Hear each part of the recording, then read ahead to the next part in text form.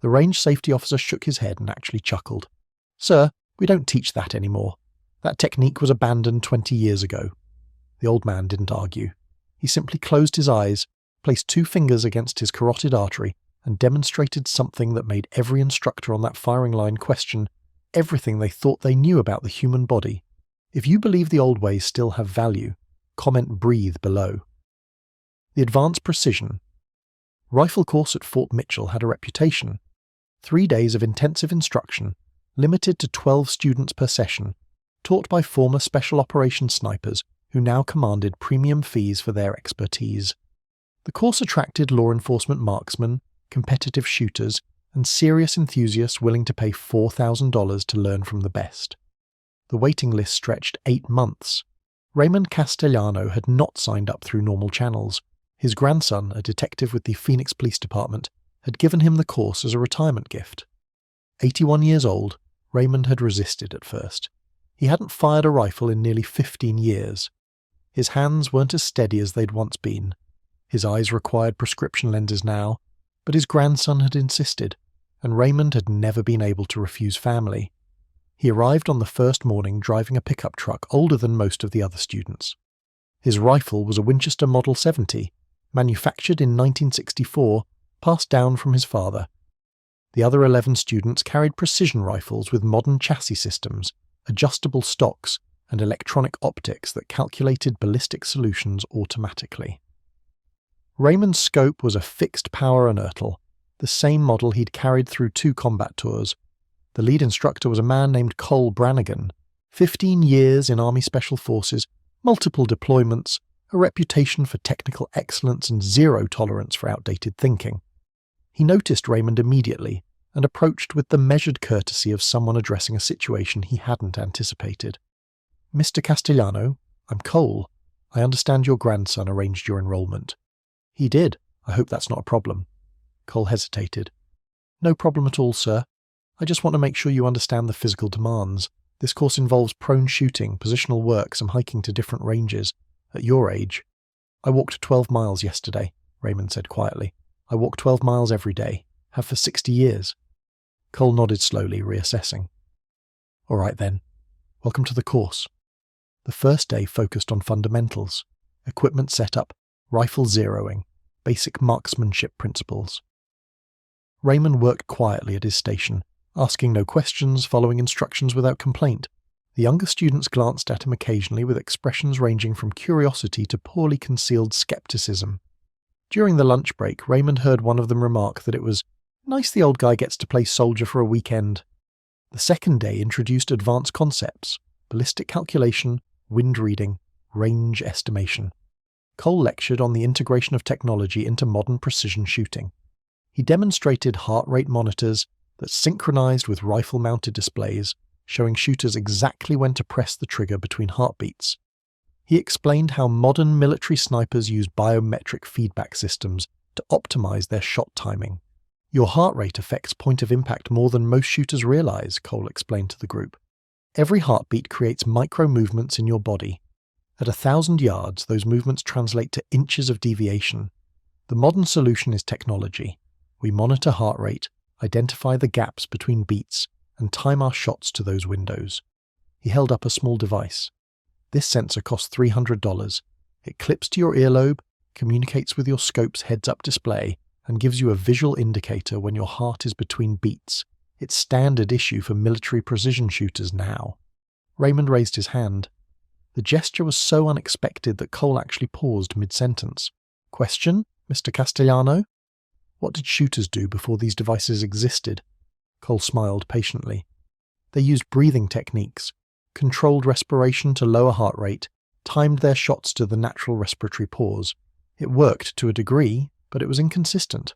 The technology is more reliable." "May I demonstrate the old technique?" The request created an awkward silence. Cole exchanged glances with his assistant instructor, a younger man named Torres who had spent 8 years as a Marine Scout sniper. Torres shrugged almost imperceptibly. "Mr. Castellano, I appreciate the enthusiasm, but we've moved past those methods for good reason. The data shows—" "I understand," Raymond interrupted, his voice calm. "I'm not questioning your curriculum. I'm simply asking if I might demonstrate what I was taught. so the younger students can see the comparison. Cole considered. The course was about education after all. Perhaps showing an outdated technique would reinforce why modern methods were superior. All right, go ahead. Raymond rose slowly from his seat. He walked to the front of the classroom where a pulse oximeter sat on the instructor's table, part of the equipment used to demonstrate heart rate monitoring. He attached the sensor to his index finger and stood facing the group. The device shows my current heart rate. What does it read? Cole glanced at the display. 72 beats per minute, normal resting rate for your age. Watch the number. Raymond closed his eyes. His posture didn't change. His expression remained neutral. For several seconds, nothing happened. Then, gradually, the number on the display began to drop.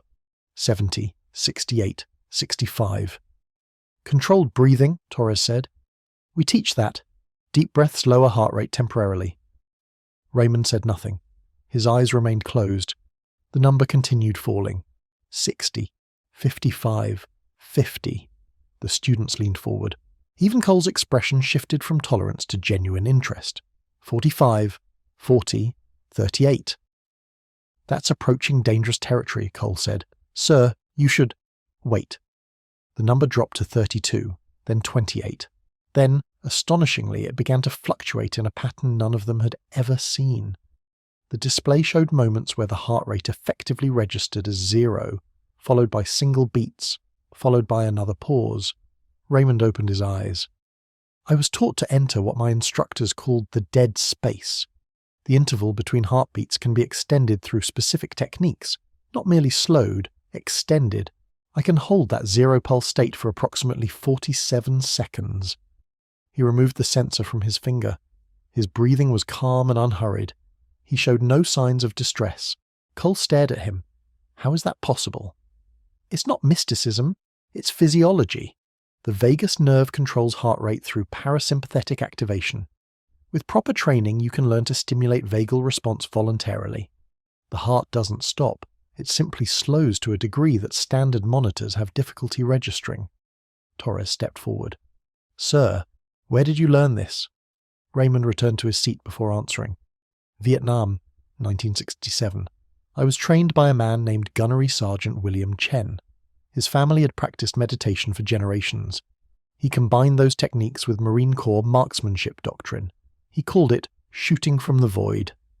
Cole crossed his arms, his skepticism warring with what he had just witnessed. With respect, sir, that sounds like folklore. The Marine Corps never officially taught meditation-based shooting techniques. No, they didn't. Sergeant Chen taught it privately to shoot as he selected personally. 11 of us. Over a period of 6 months. By the end, all 11 could extend our interbeat intervals to at least 30 seconds. 3 of us could exceed 45. And this helped with accuracy? Raymond looked at Cole directly. In 1968, I recorded the longest confirmed kill in Marine Corps history at that time. 2,090 yards with a Winchester Model 70 and iron sights. That record stood for 3 years. The silence in the classroom was absolute. Cole's expression underwent a transformation that the students would remember for years. His professional skepticism dissolved into something approaching reverence. You're Raymond Castellano. The Castellano. I don't care for the title, but yes. Torres actually stepped backward, as if proximity to a legend required additional space. Sir, I studied your shot in sniper school. The ballistic analysis, the conditions. That shot shouldn't have been possible with the equipment you were using. It wouldn't have been possible without Sergeant Chen's techniques. The target was stationary, which helped. But at that distance, with the wind conditions we faced, I needed to eliminate every variable I could control. Heart rate was the last variable. Cole pulled a chair around and sat facing Raymond directly. Teach us. That's not why I came here. I came to learn from you.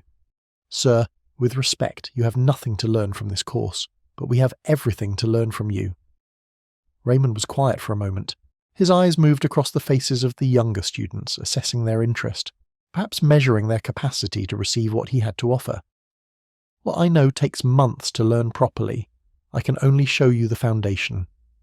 The foundation is more than we have, Raymond nodded slowly. All right. Everyone find a comfortable position, sitting or lying down. What I'm about to teach you begins with understanding something that modern training has forgotten. The students arranged themselves. Cole and Torres remained standing but moved closer.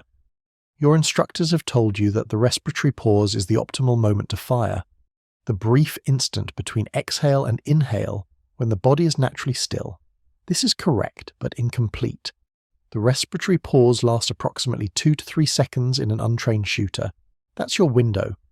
But it's not enough time to guarantee a perfect shot under stress. He paused, gathering his thoughts. The vagus nerve runs from your brainstem to your abdomen. It's the primary regulator of your parasympathetic nervous system, the rest and digest response as opposed to fight or flight.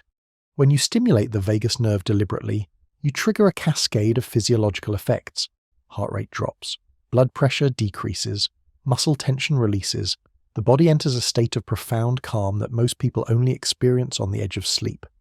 One of the students, a young police officer named Reeves, raised his hand. How do you stimulate it deliberately? Several methods. The one Sergeant Chen taught us combines controlled breathing with specific physical techniques and mental focus. First, the breathing, Raymond demonstrated. Inhale slowly through the nose for a count of 4, hold for a count of 7, exhale through the mouth for a count of 8. This ratio matters. The extended exhale activates vagal response more effectively than any other breathing pattern. Practice this for 5 minutes twice daily for 2 weeks before attempting anything more advanced. He continued. Second, the physical technique. As you exhale, bear down slightly with your abdominal muscles, as if you were attempting to push air downward into your stomach. Not forcefully, gently. This creates internal pressure that stimulates the vagus nerve directly. Combined with the breathing ratio, it begins training your body to enter parasympathetic dominance on command. Torres was taking notes rapidly. What about the mental component? That's the hardest part to explain, and the most important part to master. Sergeant Chen called it becoming the void. In Western terms, you might call it dissociation or detachment. You separate your conscious awareness from your physical body. You observe your heartbeat without trying to control it. You observe your breathing without directing it. You become a witness to your own physiology. That sounds like meditation. It is meditation, but it's meditation with a specific purpose. You're not seeking enlightenment or peace. You're seeking control. The paradox is that control comes only when you stop trying to control. When you simply observe without judgment or intention, the body regulates itself more efficiently than any conscious effort could achieve. Raymond stood and walked slowly around the room as he continued. Modern technology attempts to solve the problem externally. It monitors your heart rate and tells you when to shoot. But what happens when the technology fails? What happens when the battery dies, or the sensor malfunctions, or battlefield conditions prevent you from using electronic devices? He stopped in front of the window, looking out at the distant range. The technique I learned creates internal mastery. Once acquired, it cannot be taken from you. It requires no equipment. It functions in any environment, and it produces results that technology cannot match, because it addresses the root cause rather than managing the symptom. Cole spoke up. You mentioned that standard monitors have difficulty registering heart rates below 30. How do we train without feedback? You don't need a monitor. You need 2 fingers and patience. Raymond touched his neck, demonstrating placement over the carotid artery. Learn to feel your own pulse. Practice until you can detect each beat clearly. Then practice extending the gap between beats. Start with 1 second, then 2, then 3. When you can consistently achieve a 4-second gap at will, you're ready to begin serious training. How long did it take you to reach 47 seconds? 6 months of daily practice, 2 hours minimum each day. Sergeant Chen achieved 53 seconds. He said his grandfather could maintain the void for over 2 minutes. Reeves spoke again. This seems almost superhuman. How is it possible? It's not superhuman. It's pre-modern. For thousands of years, humans lived in closer connection with their physiological processes. Monks, yogis, martial artists. Many cultures developed techniques for voluntary control of heart rate, body temperature, and other functions that Western medicine considers involuntary. We've simply forgotten what was once common knowledge. The course schedule was abandoned for the remainder of that day. Raymond spent hours answering questions, demonstrating techniques, and guiding the students through their first attempts at vagal breathing. Most struggled to achieve even marginal heart rate reduction. A few showed natural aptitude. Cole and Torres practiced alongside the students, their roles as instructors temporarily suspended. By evening, something remarkable had occurred. The atmosphere of the course had transformed. The initial skepticism toward Raymond had inverted completely. Students who had privately mocked his equipment now asked to examine his rifle with something approaching reverence. They wanted to understand the weapon that had achieved the impossible shot of 1968. The third day of the course was supposed to focus on advanced fieldcraft. Instead, Cole made an announcement. "We're going to modify today's program. Mr. Castellano has agreed to a demonstration at the 1,000-yard line. Standard shooting versus his technique, live comparison." They drove to the long-range facility in a convoy of vehicles. The morning was cool, wind minimal, conditions nearly ideal. Cole set up a standardized test. Both he and Raymond would fire 5-shot groups at 1,000 yards. The target was a steel silhouette with scoring zones marked. Center mass was worth 10 points, outer zones progressively less. Cole went first. He attached his heart rate monitor, calibrated his equipment, and settled into position. His form was textbook perfect. The technology displayed his cardiac rhythm on a small screen beside his rifle. He timed each shot to the gap between beats, pressing the trigger during the brief windows of maximum stillness. His 5 shots scored 42 points out of 50, excellent shooting by any standard. The group measured approximately 5 inches. Raymond took his position. No monitor, no technology, just the old Winchester and the techniques of a dead Marine Corps gunnery sergeant. He closed his eyes. The students watched his chest, trying to detect his breathing pattern. It seemed to slow until movement was barely perceptible. His body became utterly still, but not the rigid stillness of muscular tension. This was different. This was the stillness of absence, as if something essential had temporarily departed. 30 seconds passed, then 40, a minute. Then, without any visible change in his physical state, Raymond fired. The shot hit center mass. He worked the bolt slowly. Another period of absolute stillness. Another shot. Center mass. 5 shots in 5 minutes. Each one appearing to emerge from a state of suspended animation. Each one striking the 10-point zone. 50 points out of 50. The group measured under 2 inches. Cole stared downrange for a long moment before turning to face the students. In 15 years of professional instruction, I've never seen shooting like that. The technology I've been teaching you is good. It works. But what Mr. Castellano just demonstrated is something else entirely. Raymond rose stiffly, his age showing in the effort required to stand from the prone position. The technology works for most purposes. I'm not here to tell you to abandon it. I'm here to tell you that it's not the only way, and perhaps not the best way for those willing to invest the time. He looked at the young faces surrounding him. Your bodies contain everything you need to shoot precisely. Your ancestors knew this. Modern training forgot it because technology offered a shortcut. Shortcuts have value. They allow competence without mastery, but mastery itself requires no technology. It requires only understanding of what you already possess. The course ended that afternoon with a ceremony Raymond hadn't anticipated. Cole presented him with a certificate naming him an honorary instructor. The students lined up to shake his hand and thank him. Several asked if he would consider teaching a dedicated course on his breathing techniques.